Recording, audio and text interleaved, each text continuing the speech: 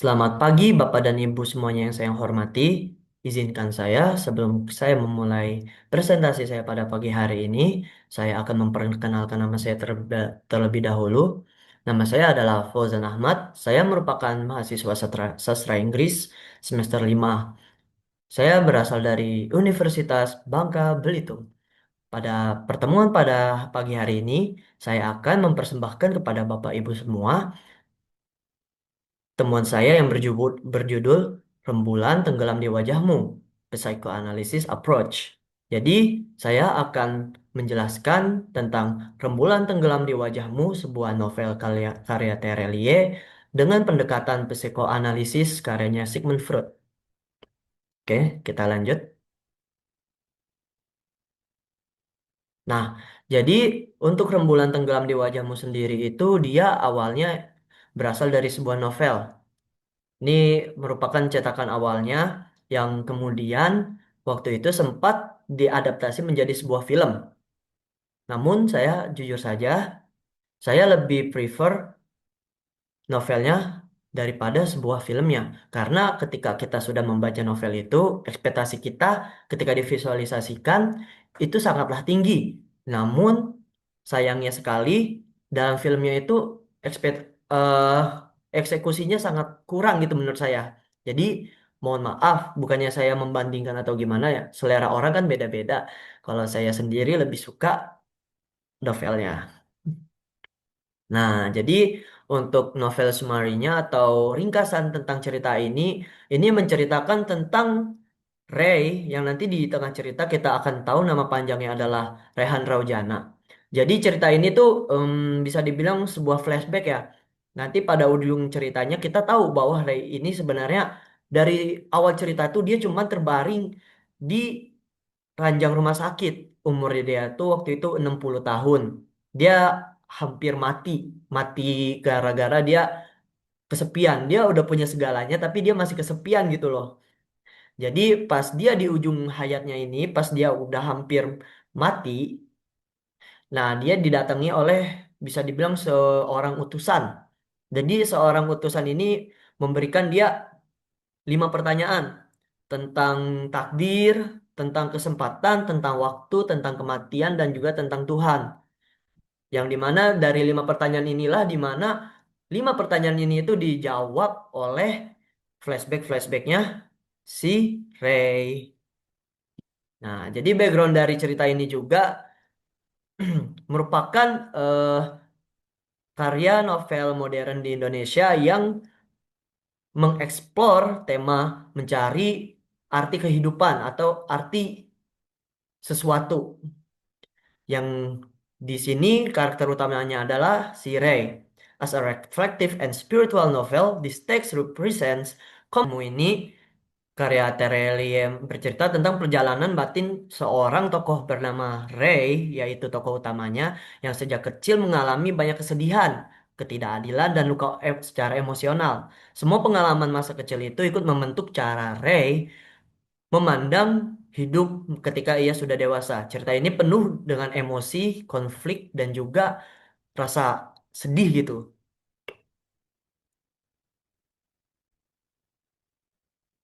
Nah, jadi cerita ini tuh membawa kita tentang perjalanan mencari jati diri dari si Ray. Karena banyak bagian cerita yang menunjukkan pergolakan dalam diri Ray, novel ini sangat cocok dianalisis dengan pendekatan psikoanalisisnya si Sigmund Freud. Pendekatan ini membantu memahami bagaimana perasaan terpendam, kenangan masa lalu dalam diri seseorang bisa mempengaruhi kepribadian dan tindakannya. Selama ini kebanyakan penelitian tentang novel ini lebih banyak menilai soal nilai moralitas, aspek kehidupan, atau pesan moralnya.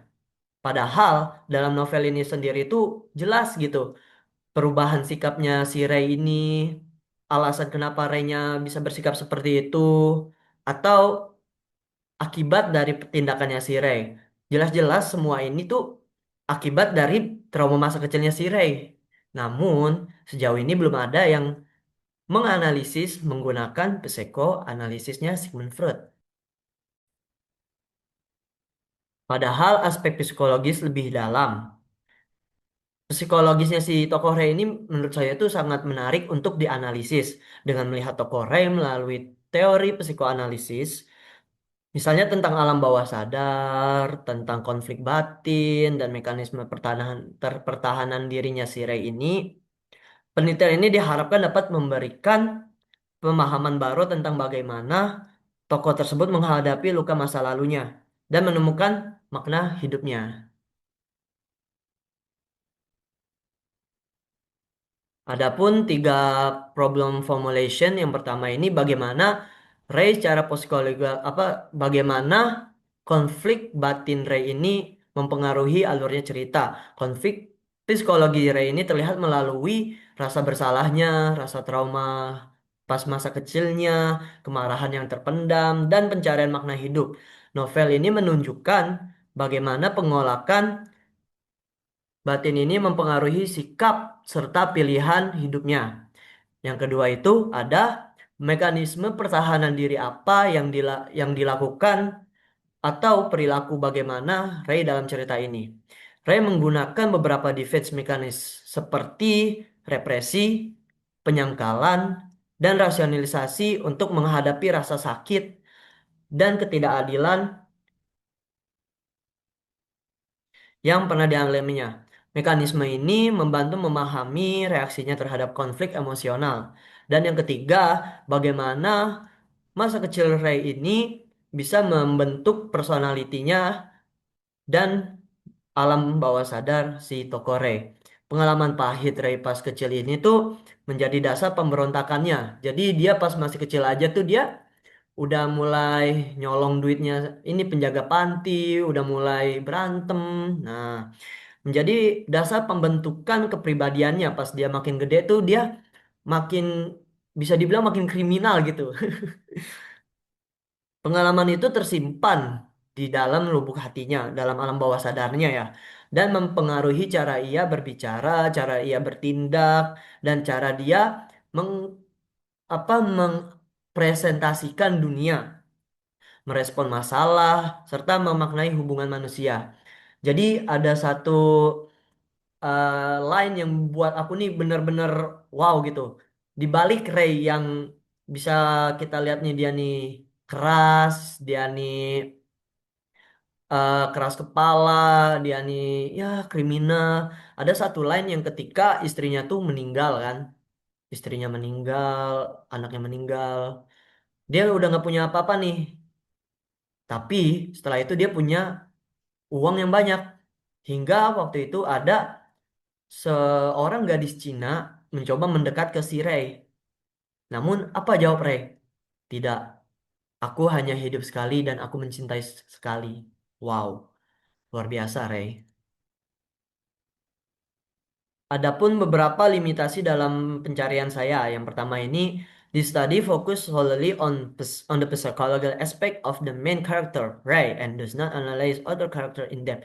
Jadi, saya hanya menganalisis karakter utamanya di sini, yaitu si Ray. Bagaimana Ray berubah, bagaimana Ray yang tadinya nakal jadi tiba-tiba baik, bagaimana trauma masa lalu Ray, tidak menganalisis karakter-karakter lainnya karena saya hanya berfokus pada si Ray. Dan yang kedua, the analysis is limited to Freud's psychoanalytic concept. Jadi saya hanya menggunakan Freud's Sigmund Freud psikoanalitik konsepnya saja, tidak menggunakan psikoanalitik yang lain-lainnya. Dan yang ketiga, the study examines only the textual element. Jadi saya hanya menganalisis hal-hal yang tekstual yang tertera dalam novel itu tersebut. Not consider external, tidak eksternal faktornya seperti tentang si Terelie-nya atau bahkan bagaimana cara menulis Terelie-nya, tidak. Saya hanya memfokuskan kepada novel tersebut. Nah, dan di previous studies, di pre nah previous study yang saya ambil ini kebanyakan rata-rata pada para researcher mengambil tema tentang moral, values, dan kehidupan sehari-hari. Jarang sekali ada yang menganalisis tentang trauma masa lalunya si Ray. Jarang sekali ada yang menganalisis tentang psikoanalisisnya si Ray. Tentang bagaimana si Ray ini bertindak, tentang bagaimana si Ray ini mengambil keputusan, sangat jarang sekali. Mungkin saya yang belum menemukan, tapi ini yang saya temukan. Nah, jadi efek dari studi ini, saya harap ketika studi ini diterima oleh Bapak dan Ibu semuanya, saya harap studi ini tuh bisa membuka lensa baru.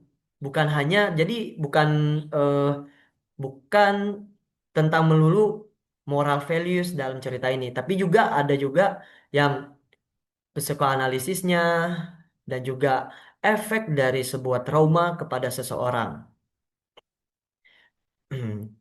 This research highlight how race, childhood trauma, and defense mechanism influence his action and emotional response through rembulan tenggelam di wajahmu. Jadi sedikit cerita aja. Jadi Ray ini dia tuh udah terlalu sering trauma dia. Mau dimanapun dia itu dia pasti menganggap dirinya sebagai sebuah kucing hitam. Jadi sesuatu yang membawa sial.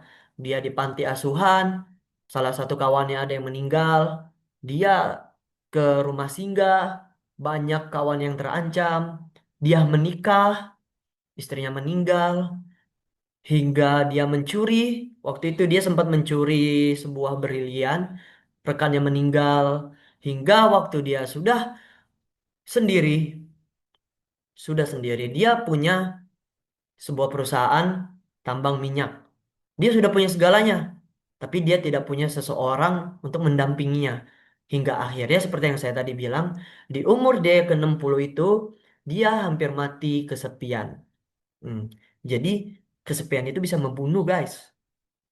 Nah, theoretical framework. The studies applies Sigmund Freud's psychoanalytic theory as the main framework to analyze the psychological dynamics of the main character. Right. Freud's theory emphasized the structure of the human psyche, the role of the unconscious, and the influence of early life experience on personality development.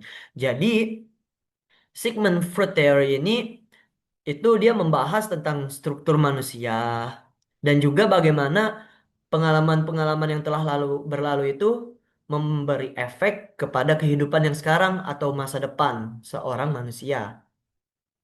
Ah, jadi metodologi yang saya pakai di sini adalah qualitative research method dan dengan main datanya tentu saja novel Rembulan Tenggelam dalam Wajahmu karyanya Terelie dan juga saya menggunakan data kedua yaitu buku-buku, jurnal artikel dan previous studies yang relate kepada kerjaannya Terelie dengan data collection close reading on the novel. Nah, sebagai conclusion, race psychological conflicts in Rembulan Tenggelam di Wajahmu itu jadi menjadi akar hal-hal yang tidak selesai pada masa kecilnya. Through first psychoanalytic lens, the study shows that his defense mechanism and emotional journey reflect his process of confronting and healing repressed memories. The analysis concludes that psychoanalysis effectively uncovers the deeper layers of Ray characters and personal transformation. Jadi, sebagai conclusion, semua masalah ini bisa dibilang terjadi karena Ray ini dia semasa kecilnya emang udah bandel. Jadi dia bandel itu dia menjadi sebuah trauma dia. Dari masa kecil itu dia selalu menganggap dunia ini tidak adil. Oleh karena itu dia tetap menjadi sifatnya yang seperti ya pas masih kecil hingga dia pas remaja. Dia pas remaja itu dia suka berantem dia. Ada yang berani nyenggol saudaranya, dia tonjok. Ada yang berani nyenggol kenalannya, diajak berantem. Hingga begitu, hingga pas dia sudah di ujung kehidupannya, dia mulai bingung. Apa sih hidup itu? Nah, begitu guys. Q&A. Kalau kalian punya pertanyaan, silahkan ditanya ke kolom komentar. Oke, jadi itu aja mungkin dari saya ya. Terima kasih buat bapak-bapak dan ibu-ibu semuanya yang saya hormati. Saya harap penjelasan saya pada pagi hari ini terasa sangat jelas. Jika ada kesalahan kata, saya memohon maaf. Jika ada kelebihan, itu semuanya dari Tuhan. Sekian, saya tutup.